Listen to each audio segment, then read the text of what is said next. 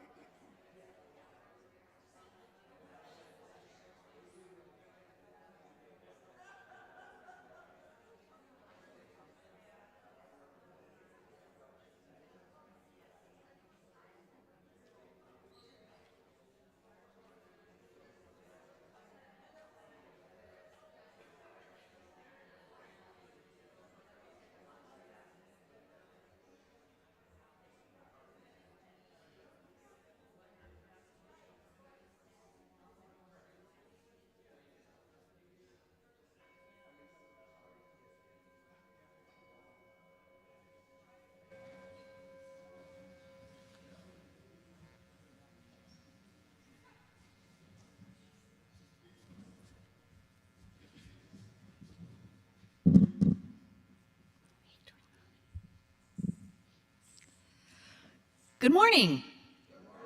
Wow, okay, that's working. I'm Kathy McNichols, she, her, and I will be your worship associate this morning. We are so delighted that you are joining us today. In today's service, we are going to be exploring the various ways to grow and express spirituality. Don't let that word scare you. We are exploring ways to make life more rich, more peace-filled.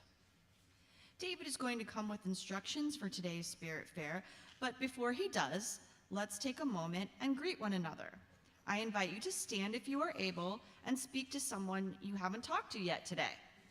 Then we will come back together and sing a song.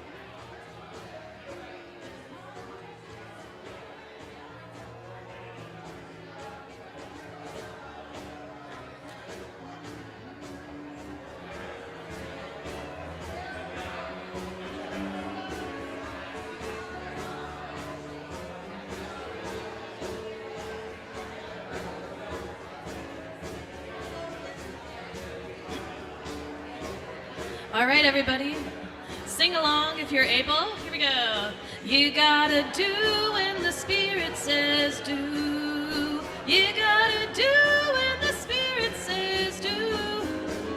When the Spirit says do, you gotta do. Oh Lord, you gotta do when the Spirit says do.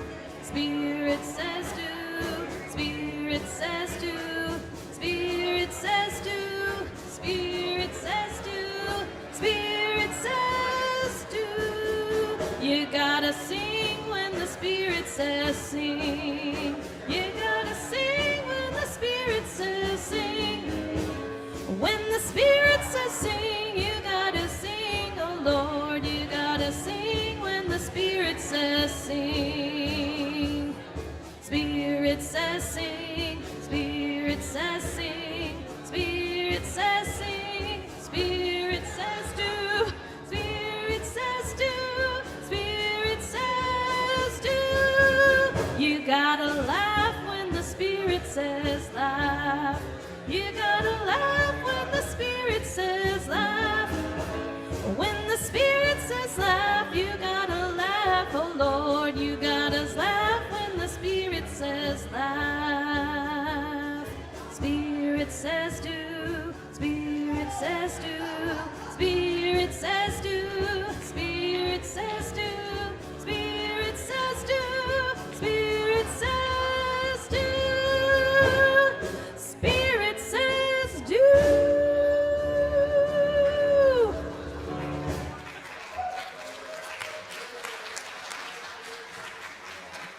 All right, welcome to our third annual Spirit Fair. We have 9 different sessions for you to choose from. You get to pick 3. All right? So I'm going to go through each one of them. I'm going to talk about how the thing is laid out. But let me just say from the beginning, if you don't want to move around, if you for whatever reason, you are welcome just to stay right here. We're going to bring 3 different sessions right in here. If you're on OBS, if you're joining us online, then you can just watch those 3 sessions and they will be right here. Okay, but other than that, we're spread out. We've got 3 classrooms in this corner. We've got 1 classroom here, and then there's the children's playground, and then there's the labyrinth way out the back. Okay, and we'll go over that in just a second, just so we're clear. All right, here we go. Here's the layout. So this is room number 1, the main room. There will be 3 different sessions here. Okay, each one is 15 minutes, then there's a 5-minute break, 15 minutes, 5-minute break, 15-minute breaks. We're done. All right? So in between each one, that's your chance to move between sessions if you want to. Okay? So again, we've got room number, let's see, I can hardly see this. Number 2, we're calling this room over here, the boardroom, is room number 2. So if the class you want is in room number 2, that's where it is. As you move around here, come across the foyer, room number 3 is the first, we call it the table room. It's our first classroom, number 3. The couch room is number 4 in the corner. All the couches are out. And then there's a children's classroom, number 5, which is right at the end of this hall. Okay, so that's number 5. Right? Am I saying this right? No, I didn't do that right. You didn't correct me. Number 6 is right out here. Number 7 is the couch room. Number 5 is the children's classroom right over here. So they're all right over there. There's big signs out front, outside the door, so you'll see it. And then the playground right out here is number 3. Don't go through the nursery to get to the playground. You're going to exit out the door that takes you into the back, and then you can get into the playground. And that's how you get to the playground. That's where the drum circle will be, because they're loud. All right. I think that's it. And then the labyrinth is straight out the doors. Just keep right on going, and that's where the labyrinth is. And that's number 4. All right, so here is the schedule. Here is the schedule. We've abbreviated things where we needed to try and get this all into one matrix. But you'll see this on every screen in every classroom. So if you're confused, you can do it. You can take a picture of it now, whatever you need to do. But it's up on all the screens so that you can know, you can go look at where you want to go next. All right? So first is the shamanic. And I'm not doing these in any order. I'm just going as I see them. The shamanic practice, it's an introduction to shamanic practice. Cynthia Armbruster is going to be here. She'll do 15 minutes just talking about what it's like, what happens. I think she brought some drums and some things to demonstrate for you. So that's one session you can choose from. She's going to be in here during session A. She's going to be in the boardroom, number 3, right? Number 2, the boardroom in session 3. See that? Yeah. Okay, maybe it's better if I go this way. First session right here, shamanic with Cynthia. That's what this is going to be. Next session right here is going to be our cups group with Ashley Baker. Ashley, there we go. Ashley's going to be here session number 2 right here. Session number 3 right here is meditation. Bill, I saw Bill. There's Bill Brooks right here. That's what's going to happen right here in the 3 sessions. In the boardroom, session 1, laugh yoga with Dick Roop. Dick, right there. Session 2 is meditation with Bill. Bill will move over here to do a second session over there. Session 3 is shamanic. So Cynthia will move over there for her second session. All right? Make sense? The playground, drum circle. Nothing but drum circle. And that is during session 1 and session 3 to give Catherine a break so her hands don't fall off. All right? Session 1 and 3, playground, drum circle. The labyrinth, the one I'm doing, session 1 and 2, I will do a walking meditation at the labyrinth. If you're interested in that, come see me, session 1 or session 2, right out front. Number 5, the LNA room, which is the children's room. First session is cups. I just told you wrong. It's the room right over here. Cups, because I saw her setting up. Cups, Ashley Baker, right? Right? It's the table room, yes. Table room, straight out here. Number 5, table room.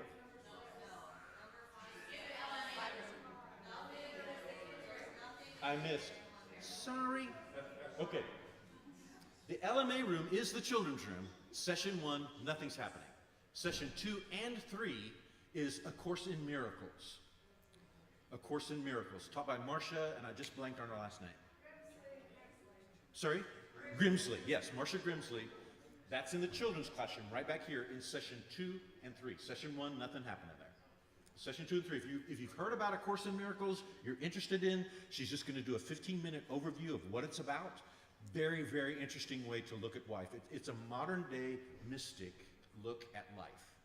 So if you're interested, that's going to be a great class. That is the LMA room, which is number 5 on the corner here. The table room, straight out here, number 6. Session 1 is cups with Ashley. So she's going to do an introduction. I think she's making tea, and they're going to do something else with the tea, I heard you say. So If you're interested in earthbound religions, or spirituality, this would be a great class to get some exposure to that if you're not familiar with it. Right after that is going to be chair yoga by Leslie. I saw Leslie. Leslie's doing chair yoga in that same room, session 2 and 3.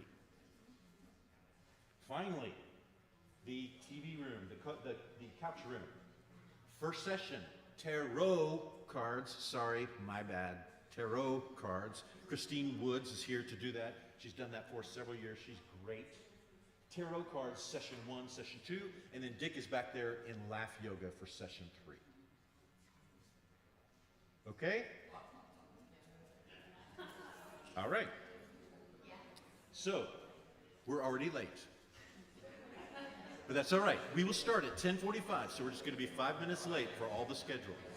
So you got 3 minutes now to choose your first class. 3 minutes to choose your first class.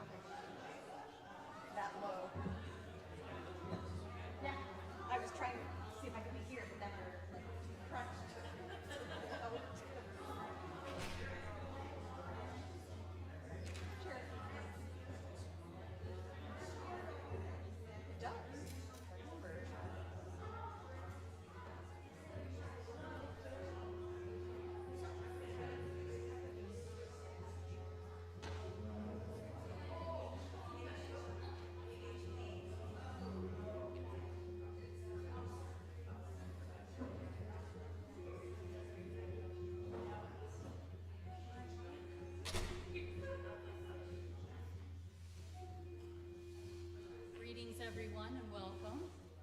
My name is Cynthia Armbruster, and I do shamanic journeying here once a month with all of these lovely people. I'm not going to go through introductions because we're very short on time, apparently.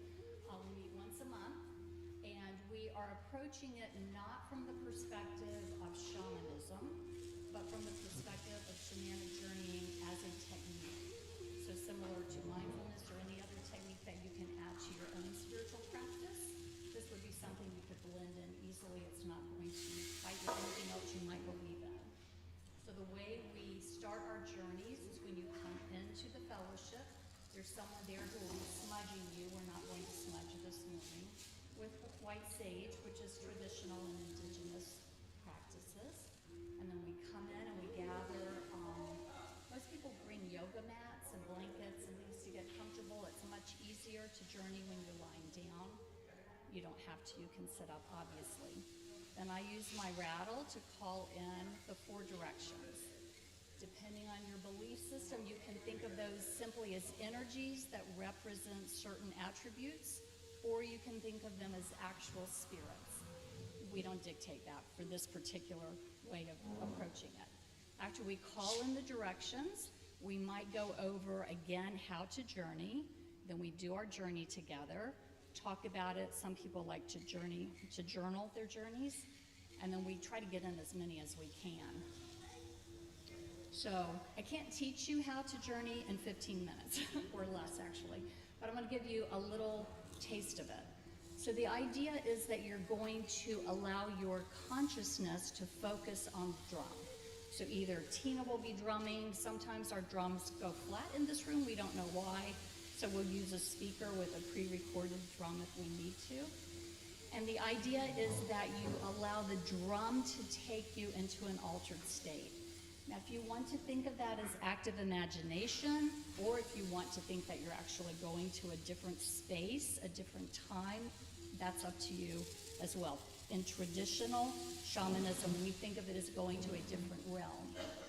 So however it works for you is fine with this particular group.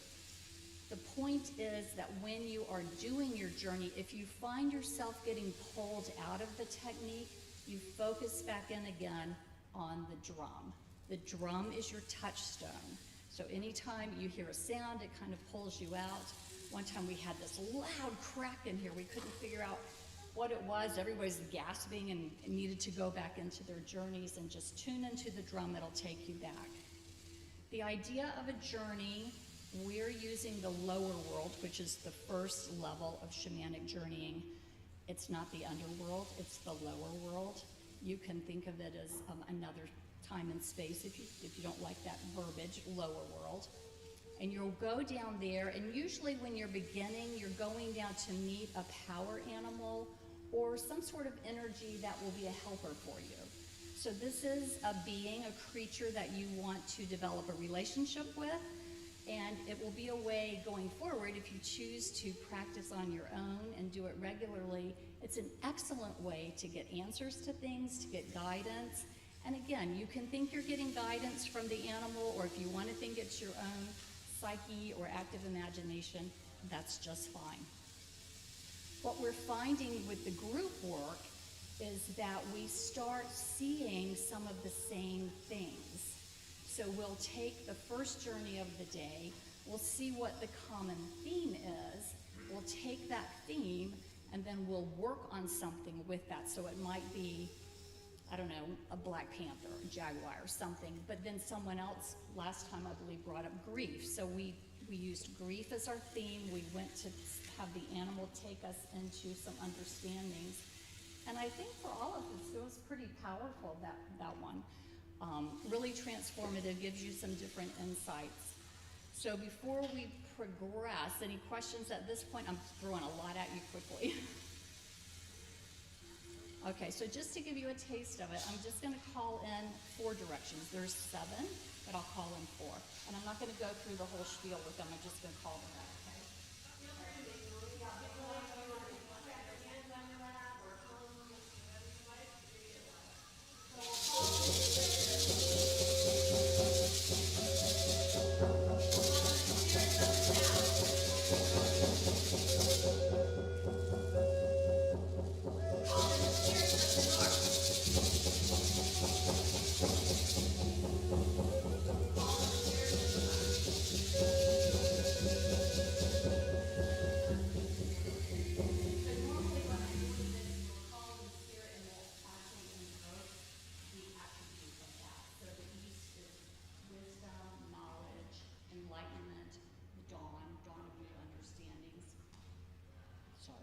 Dawn of new understandings. So we will invoke those attributes to help us on our journeys. Okay, so we thought it might be nice for you to kind of practice a little bit tuning into the drums. How does that sound? So take a couple of breaths, close your eyes, relax. Tina's going to drum for you, and just allow the drum beat to take you wherever you want to go for today. Don't worry about lower worlds or any of that. There's particular techniques to get there. We're not going to worry with that today.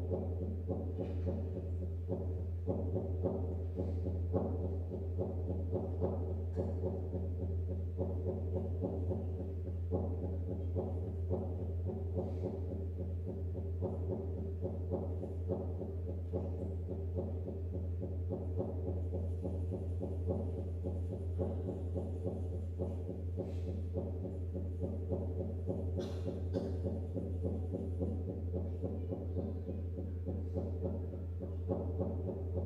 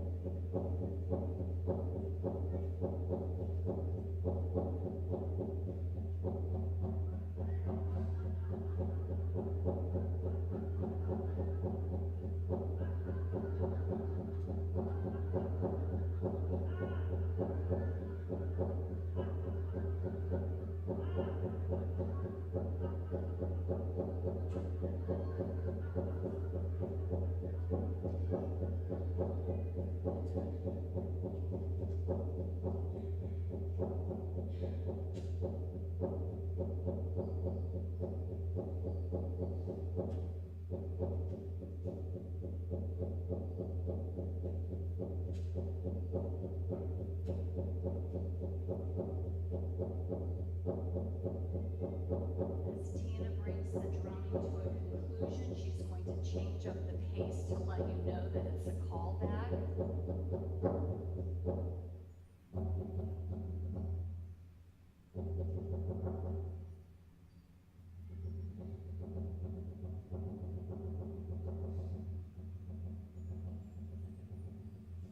when you're ready, you can take a deep breath and open your eyes. If you've just done it on your 30-minute journey, it might take you a minute to reorient. So that was interesting practice. How many people heard the laughter? All right, how many people heard the laughter and were able to tune back into the drums? There you go. So that's how that works. It just helps you stay focused. So had we been on a journey, if you had a life question or something pressing, you might have gotten an answer. This would be a time to process. We talk about it in the group. We have a talking stick. Is everyone familiar with the talking stick? So no one speaks except for the person that has the stick. And there's no crosstalk, so when we pass it to the next person, we're not commenting on what that person just said. We're simply sharing what we have to share. It kind of keeps everything contained with each person, so it's a good practice. What else do we want to say about this in the short term? Oh, so we have 2 new sessions coming up May 3rd and May 31st that will be open because those will be teaching sessions. We meet every 4 weeks. At the end of those 2 sessions, we close the group again, and only people that know how to journey will finish up the year with us because we're trying to make really deep dives, and I can't teach every single time because it inhibits the number of journeys we can do if I'm having to talk all the time, which I don't love doing. So are there any questions at this point? Or do we need to attend both the third No. and the third? No, just one. I just need to know you know how to do it. Those will be almost identical in terms of the teaching part. The journeying will be whatever it would be. That's pretty organic. Is that information available somewhere or just? I think there's something on the churches about when to come and, Dates, the dates are on the church, the fellowship calendar. Okay. But, as Cynthia said, it's like the 2 dates in March and then every 4 weeks, so it's kind of falling toward the end of each month. But it's listed on the calendar on Saturdays. and the, I also want to mention that the opportunity to journal after. yes, so a lot of people will journal after a journey just to help themselves process. We give time for that. If I see people are still journaling 10 minutes later, we might go ahead and start talking and let them finish up. We don't charge anything for doing this. We do ask for a $25 donation, but it goes to the fellowship. So it's just to kind of help out and because we enjoy doing it. So another thing that's really important in this technique is gratitude. So in a moment, I will thank the spirits that came. But each time you complete a journey, as you're coming out, as you hear the drum calling you back, whatever spirits or beings or entities or energy, however you want to think of it, you want to give gratitude for whatever they did for you. Even if you don't feel like you learned anything, just the fact that they came to be present with you is deeply meaningful. And so gratitude is a huge part of this practice. Okay, any other questions?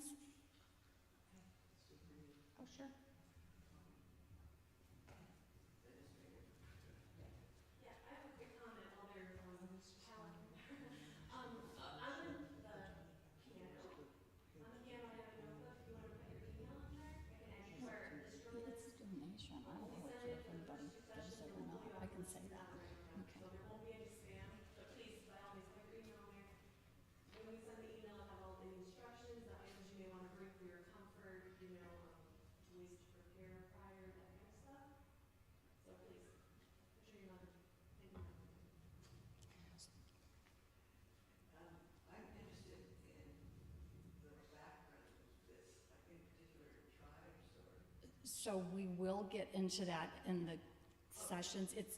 I mean, it goes back. It seems like every indigenous tribe has some, even the Celts have shamanism, Europeans have shamanism. We think that it began possibly in Mongolia. The word shaman, some people understand it as one who sees. I don't want to land on that. I'd rather land on one who knows. We have someone in our group who doesn't actually see. She journeys, but she tends to have impressions of things. So I wouldn't want anyone to think they have to see something to be effective in their journey. And you can still get answers. You can get feelings and sensations and that sort of thing. So for me, shaman is one who knows, and knows beyond the actual physical material world that we live in. Is that helpful? Oh, okay, we've got about a minute. Any resources or anything to read to kind of get an intro? Probably the basic is Michael Harner's The Way of the Shaman. That's kind of written for Anglos, so I think it's probably the easiest to understand. The Way of the Shaman by Michael Harner. Yeah, that would be a good primer. Sandra Evelyn also has some great books. And she's one of Michael Harner's students, so yeah. And there's some guided journeys you can do if you look at YouTube. Yeah. So, and I don't do guidance, it's just not the training I have. I've studied with Navajo and Maya, and my teacher was a curandero, which is a particular form of shamanism. And for us, guiding, like if I say go to the beach, well, what if you want to go to the forest? So we don't do that. We have you go where you need to go. But the guided ones are probably a good place to start. Okay, we've gotten the signal. So any other quick questions I could answer? All right, you're very welcome. All right, lots of noise. And I'm just going to think in one fell swoop. How about the finance committee? So the $25 we prohibit you from coming, just come. Because again, it's just going to the church, so. All right.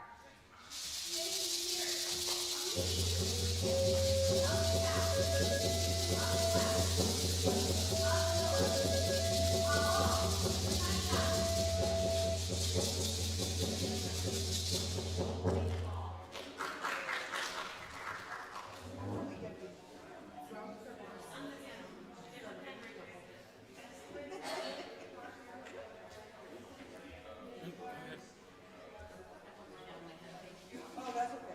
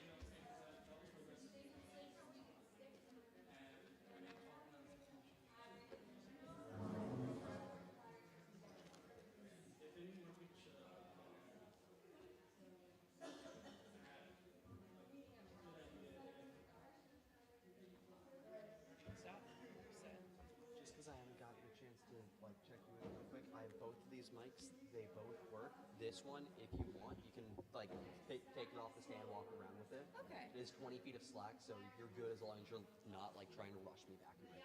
All right, that's cool. Hello. It is not on. It's okay.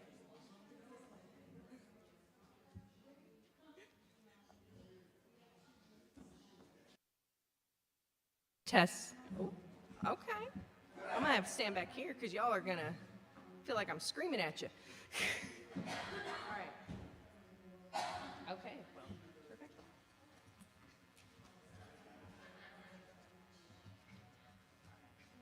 If people take their seats, come on in. Don't worry, we don't bite, even though it's the weekend.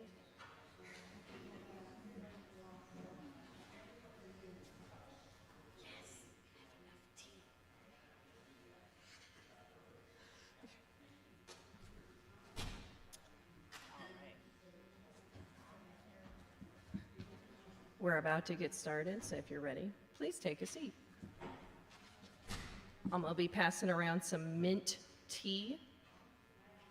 If you are allergic, just tell me and I will run away from you. Just kidding.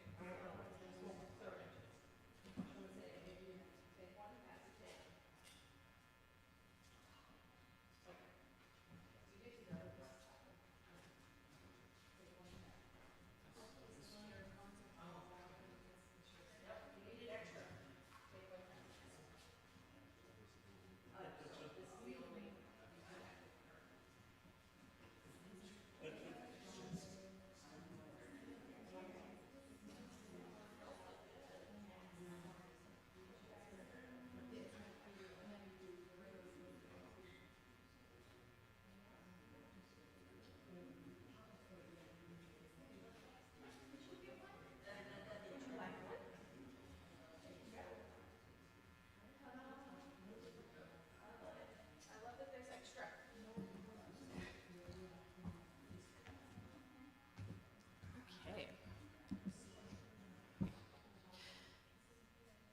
Hello. My name's Ashley Baker, she, they. I help facilitate CUPS here at the UU of Fredericksburg. In case you're wondering what CUPS stands for, it stands for Covenant of Unitarian Universalist Pagans. In other words, we help provide earth-based and nature-based spirituality, education, and exploration. We do this through classes, discussions, and rituals. Our participants follow many paths, to include indigenous and shamanic practices, druidry, Wicca, and folk. We are a family and queer-friendly group. We often have activities for children, like making them make us tea bags. No, we've done like dances and things like that.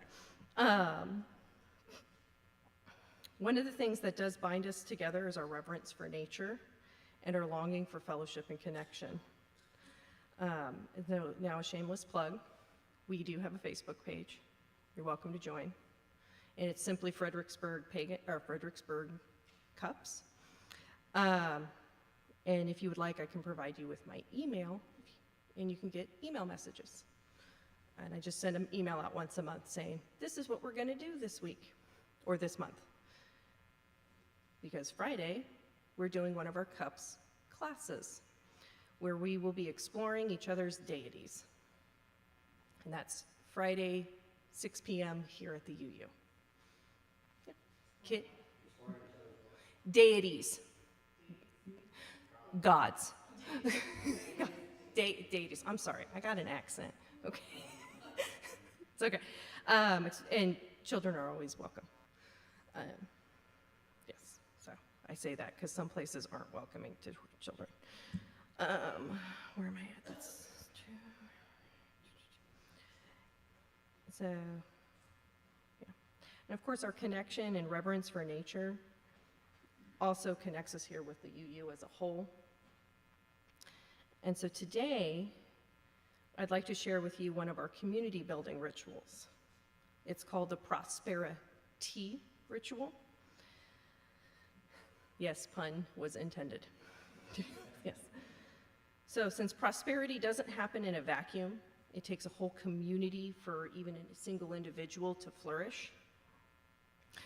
We'll be working together to raise a little energy, not only for ourselves, but our fellow congregation, and wish them some prosperity.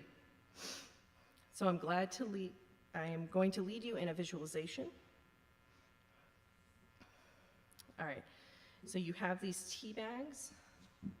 Those were put together a few minutes ago by some of our fellow congregation. It is mint from both mine and a friend's garden. So mint represents luck and is considered the herb of abundance. If you've ever tried growing it, you know why. And people online can also participate with this. You just use whatever beverage of choice, or if you have a tea bag. There are extras that can be picked up at a later time. And as I like to start all our rituals, I like to say this is an invitation, not an obligation. Please participate in whatever capacity you feel comfortable. So, with your tea bag or beverage in hand, take a few moments to take a deep breath in and let it out.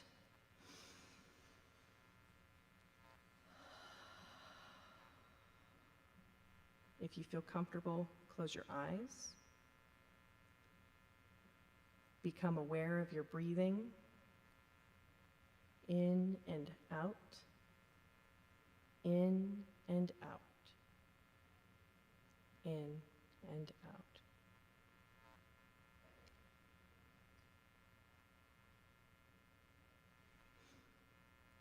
Now I want you to become aware of that warmth in your belly. This is your internal fire or your star.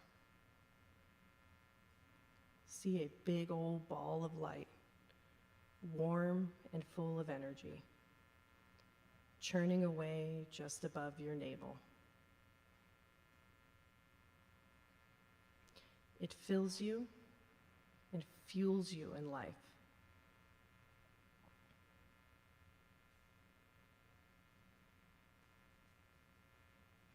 Now picture a little spark popping off that star and let it float outside your body.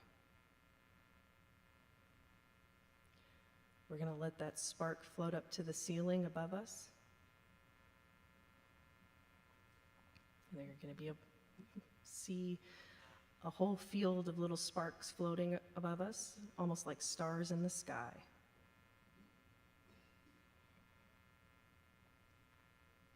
Okay. Those stars or little sparks start to dance and merge and finally coalesce into one big shining star just floating above us. This is our communal flame or sun. It is shining on all of us. It represents all those little bits of energy we put in to help build each other up and build our community. It's warm, it's radiant, full of hope and love. Take a moment to bask in that warmth. And as you do so, let some of that warmth flow into that little bag of tea or beverage, filling it with the power of this community.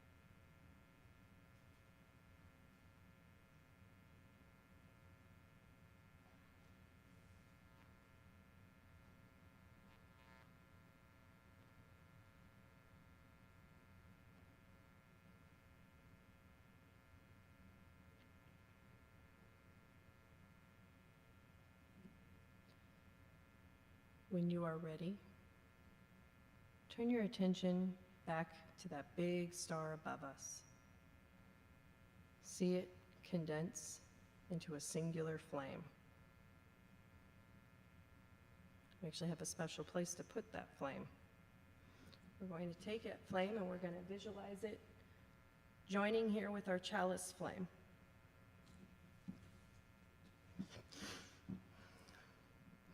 Because this is the flame that represents our community after all, and it shines bright. Even once this chalice flame is extinguished, the fire remains. It's within us, always there in our hearts and our minds. When you're ready, open your eyes, and you now have a charged little tea bag or beverage filled with communal energy and love. Okay. These are the base ingredients for prosperity, but we're not quite done. I want you to take your tea bag and trade it with the person next to you. As you do so, say, may prosperity flow to you. And for those of us joining online, I say to you, may prosperity flow to you. Okay. So in this moment, you've not only given the wish for someone to flourish, but as a gift of communal bond. It is one of the pillars of building a prosperous community. So if you want, you can brew this tea and drink it and envision that radiant energy flowing into you, knowing that you belong and that people wish you well. And on that note, live long and prosper. Any questions, concerns, or would you like to know more about cup stuff? How do you join? You just show up. So we do have a class this Friday evening. We do have a Facebook page. It's Fredericksburg Cups. And that's when we talk about our different events that we're doing. And we do 8 rituals a year. Ooh, yes, the next one is Beltane, dum, dum, dum, which I believe will be May 2nd. It is also, we're also on the UU calendar. So, and you can, it can be. Last year we did a maypole and a drum circle and a feast. Yes, ma'am. Oh, of course.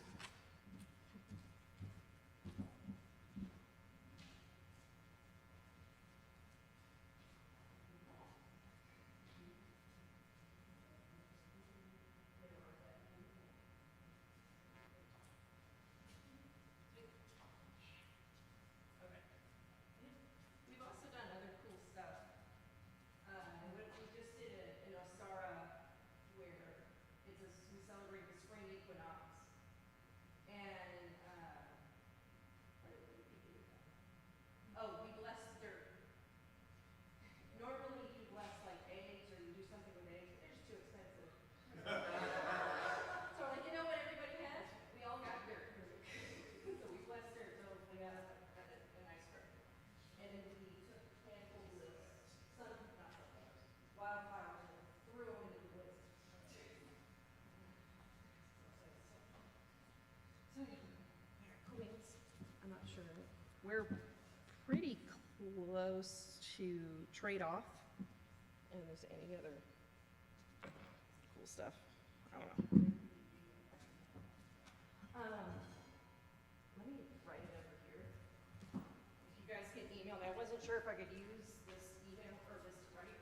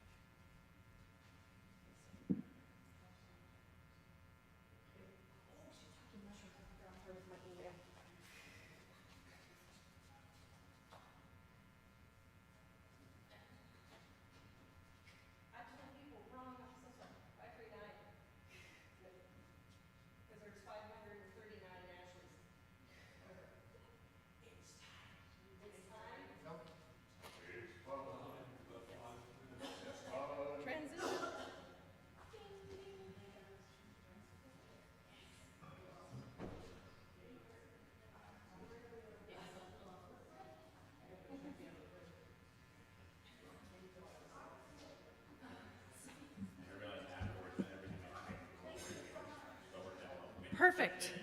Okay, so I'm gonna leave some tea for people. No problem. Have some fun.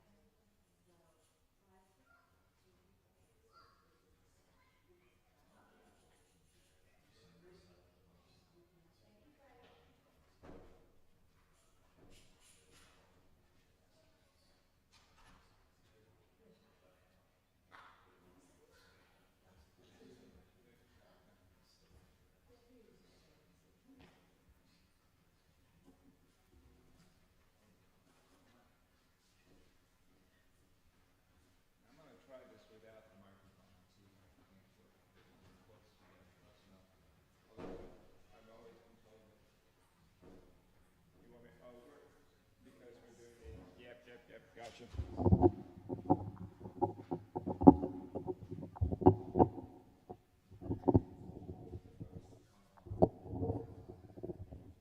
How's that? Is that good? That's the problem with these things. You got to eat them. Get sound out of them. My name's Bill, and I've been practicing meditation for quite a few years. And so I want to just kind of share some basics about a meditation practice. Meditation of any form is a contemplative practice, and we're really kind of approaching what the nature of this human existence is, kind of paying attention to how it unfolds for us. And the practice that I'm most familiar with is a Buddhist practice known as insight meditation, where we're looking to pay attention to our present moment experience and just noticing what it is, not trying to change anything, not trying to make it any different, but really trying to simply be present with an experience with what is happening in this moment. This moment is really where we live, conceptually. It's where we live. But most of the time we find that we're really living up here in that cognitive experience. We're not living an embodied experience. So this practice is an embodied practice of connecting again with the body. And it's also a practice of paying attention to this flow, this process that life is, the movement of moment to moment to moment, as a way of understanding what's happening in our lives. So the practice for me begins first by, when I'm formally practicing, taking a moment or two to actually arrive back into my body. I tend to practice early in the morning, but I usually get up and shower and do a little bit of yoga, stretching, just kind of waking up my body, and then I sit. I've already engaged, and my mind is already engaged in the day. So it helps just to stop and take a few minutes and arrive, to allow things to settle out. I think of it as a snow globe. Familiar with snow globes? You shake them and you can't see a thing. Everything's all busy and obfuscated. And you set it down, become still, and it just settles out. So we take our seat and we just let it settle out. And then I try to connect with my body. What is the body feeling? Not what do I think it's doing, not conceptually what's happening, but what are the actual sensations that are present there? Feeling, it almost always begins with a tactile experience. A sense of coolness or warmth, a sense of pressure, where we're sitting on the chair, on the mat, the feet on the floor, that tactile experience. Then there's sounds that are coming up. Maybe there's a sense of aroma, maybe a sense of taste, whatever those senses that we experience, connecting back to being embodied. And once I've found the body and stabilized my attention to some degree on the body, it never stays there. It wanders away. It's like training a puppy. You put the puppy there and you say, "Okay, sit." Put its little bum on the ground, and what does it do? It looks at you and goes, and wanders away. And you just keep doing it over and over again until the puppy gets the idea that sit means to stay still in this particular form. Practice is similar to that. Meditation as a practice is similar to that. Puppies are easier to train, just so you know. And once I've stabilized my attention in the body, Then I bring the attention to the breath, knowing the breath as an experience of the body. The expansion of the in-breath, the contraction of the out-breath, feeling that in the body. The places where most of us find it most readily is in the belly. The belly, where the diaphragm moves and the belly kind of opens and closes. Some find it more readily in the chest, the lifting with the breath. The more subtle experience is at the nostrils as the air moves in and out. For me, that works very well in the wintertime when the air is cooler and I can sense the difference between the coolness coming in and the warmth coming out. In the summertime, when the temperature is the same as my body temperature, that doesn't work. You know? So that's kind of the essence of the practice. Paying attention to that experience of being embodied, because the body is here in this moment. It can't be anywhere else. You know, in spite of what all the science fiction suggests that we can move in and out and not be in this moment. This body is right here. And this breath is a living process. Each breath has a beginning, an extension, an duration, and then an end. That breath is gone. We'll never breathe that breath again. We may breathe other breaths, but it will never be that breath again. And it's kind of, for me, that's a metaphor for the moments of our lives. They come, they're here. If I'm paying attention, I experience it directly. If I'm lost in thought, well, maybe I notice something, but I'm not here in this moment. Which is why I always try to come back to my body. If I'm in this body, I'm here in this moment. And that's why for me, paying attention to the breath is so helpful. Because by paying attention to the breath, I'm looking at one thing, really focused on it. And so it's more easy for me to notice when the mind drifts off, which it will. They do. It's a common misconception that these meditative practices will stop us thinking. The mind will just still, and that doesn't happen. Well, so far I've only gone to, the longest retreat I've done is two weeks. And it does get quieter, but it didn't stop. There may be some folks who are monastics and they do it every day, all day, for many, many years. Yes?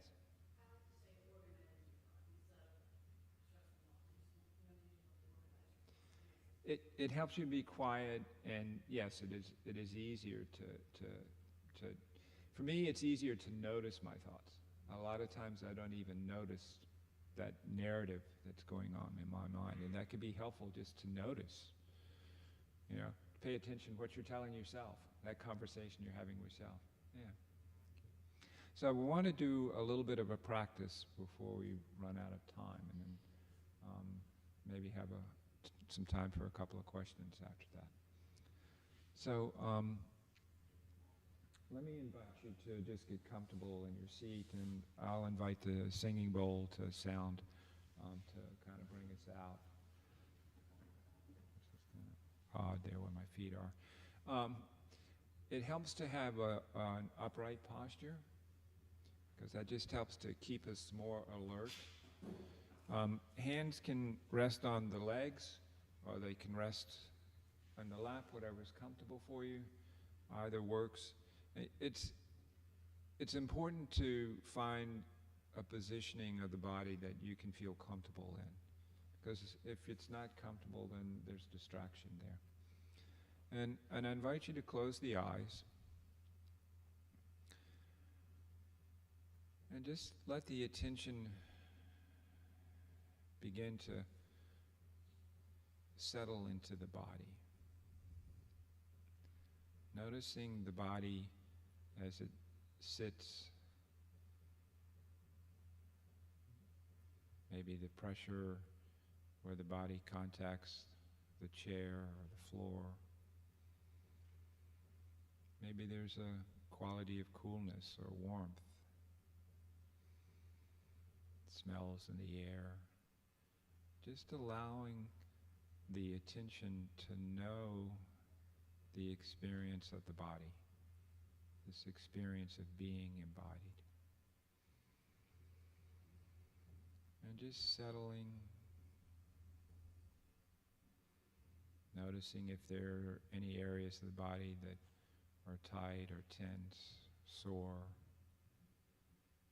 and just inviting them to relax, to ease.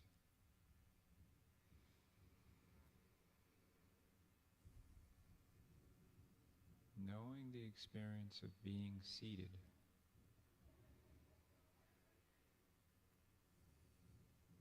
And as you find the body, maybe shifting the attention to the breath.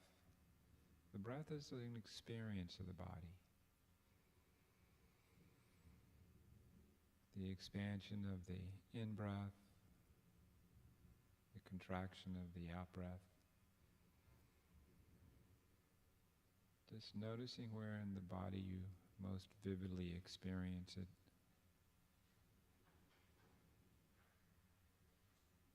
And just settling the attention there.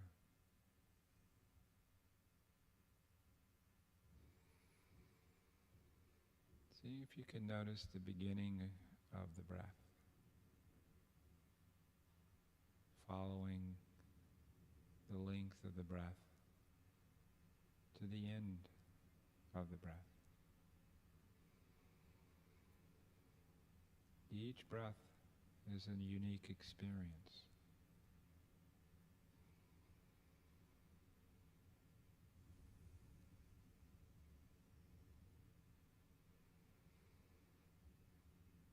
And when you notice the mind is wandered off, you're thinking about something else, somewhere in the past or into the future, just let go. Just redirect the attention back to the body, finding the body again, knowing that experience of being embodied.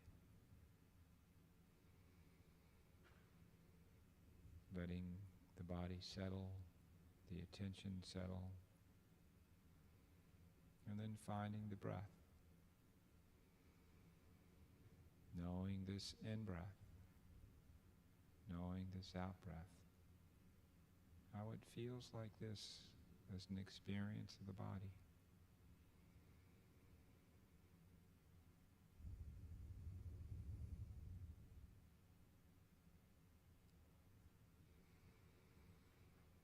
Each time you find the mind has wandered, just bring it back.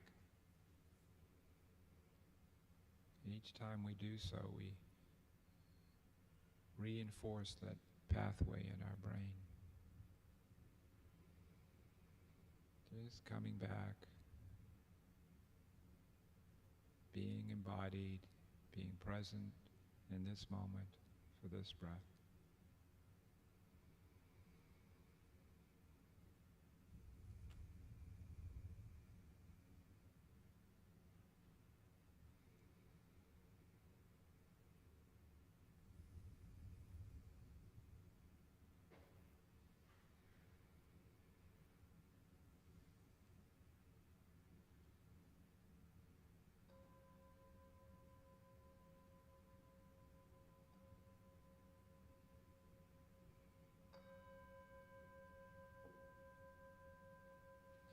So just letting the eyes open, bringing the attention back to this space.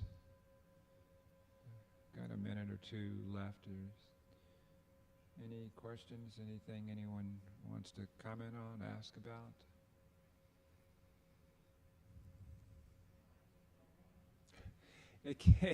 It can be very relaxing. There can be times when the mind is just so busy it doesn't feel very relaxing at all. But then you just kind of go, oh, that's where the mind is right now. And just be with that. So, just to let you know, there is a group that meets here every Thursday evening, right over in this corner generally. It's a meditation group. you're welcome to join us any Thursday evening at 7. We're here for about an hour, hour and a half. I also lead a meditation, a 30-minute meditation each weekday morning from 9 to 9:30 via conference call. If you're interested in that, just catch up with me and I can give you the details to how to get involved in that. It's a nice little sangha that has formed, and I've been doing that for quite a few years. And David asked me to remind folks that there's an UU 101 session right after service in the boardroom today. If you're looking to become a member and have the time to participate, that would be a good thing. Yes? Do you have any recommendations for guided meditations to do at home? There are quite a few options online now. If you, Insight Meditation, no, Insight Timer has some good meditations on it. 10% Happier, Headspace, there, you know, there you can go and just see what fits for you, you know, type of thing, because there are a lot of options out there for that at this point in time. When I first started to time myself, I got a CD that had multiple tracks of silence for a certain period of time, and then the bowl would sound. And so I could do a 5-minute sit or a 20-minute sit or a 25-minute sit just by picking the right track on the CD. Now I use Insight Timer for that purpose, and they have, you know, you can set the time if you don't want guided practice, and just do that. But there are a lot of guiding practices, and when I first started, I listened to quite a few to basically become familiar with them. So we're probably a few minutes over our time. Anything else that anyone would like to ask? Well, thank you. Again, my name's Bill. Have a wonderful day.